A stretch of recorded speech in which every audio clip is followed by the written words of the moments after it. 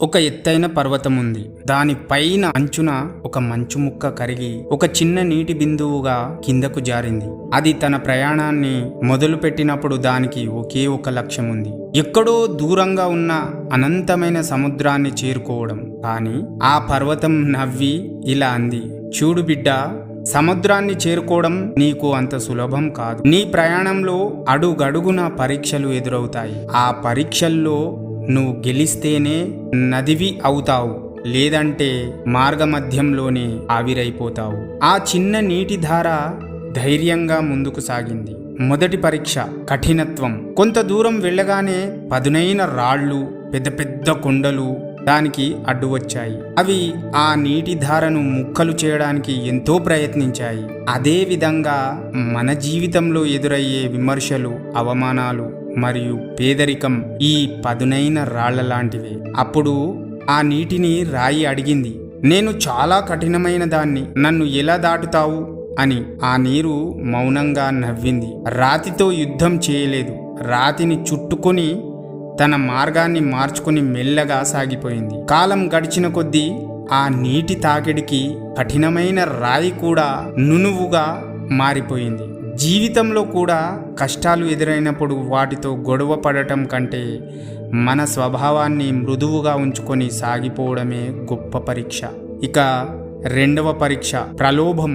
పర్వతాలు దాటాక ఒక విశాలమైన మైదానం వచ్చింది. అక్కడ నీరు చాలా నెమ్మదించింది. ఒక అందమైన సరస్సులా మారిపోయింది. చుట్టూ పచ్చని చెట్లు, పక్షుల కిలకిల రావాలు. ఇక్కడ ఎంతో బాగుంది, ఇక కష్టపడడం ఎందుకు, ఇక్కడే ఆగిపోదాం అనే ఆలోచన వచ్చింది ఆ నీటికి. మన జీవితంలో కూడా వచ్చేవి కొన్ని చిన్న సౌకర్యాలకేం సోమరితనం వస్తుంది. కానీ అక్కడ ఆ నీరు ఆగిపోతే ఆ నీరు నిల్వ ఉండిపోయి పాడైపోతుంది. అందులో నాచు పేరుకుపోతుంది. గమ్యాన్ని మరిచిపోతే మనుగడ ఉండదు. కొన్ని చిన్న చిన్న సౌకర్యాలు మనల్ని సోమరిపోతులుగా తయారు చేస్తాయి. ఒక అందమైన జైలు అని ఆ నది గుర్తించి తన నిశ్చలత్వాన్ని వదిలి మళ్లీ ఉరకలు వేయడం మొదలుపెట్టింది. ఇక మూడవ పరీక్ష అపనమ్మకం. చివరికి సముద్ర తీరానికి చేరువైనప్పుడు ఎడారి ఇసుక తిన్నెలు ఎదురయ్యాయి. వేడి గాలులు వీస్తున్నాయి.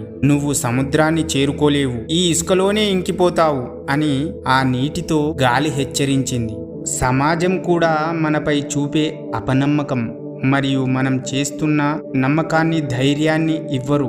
అప్పుడు నది భయపడలేదు, అది ఆవిరిగా మారి మేఘమై ఎగిసింది. ఇసుకను దాటి వర్షమై కురిసింది. చివరికి తన గమ్యమైన సముద్రంలో లీనమైనప్పుడు తన అస్తిత్వాన్ని కోల్పోయి తనే సముద్రంగా మారిపోయింది. జీవితం అనే పరీక్షలో మనకు ఎదురయ్యే ప్రతి అడ్డంకి మనల్ని ఆపడానికి రాదు, మనలోని అసలైన శక్తిని మనకు పరిచయం చేయడానికి వస్తుంది.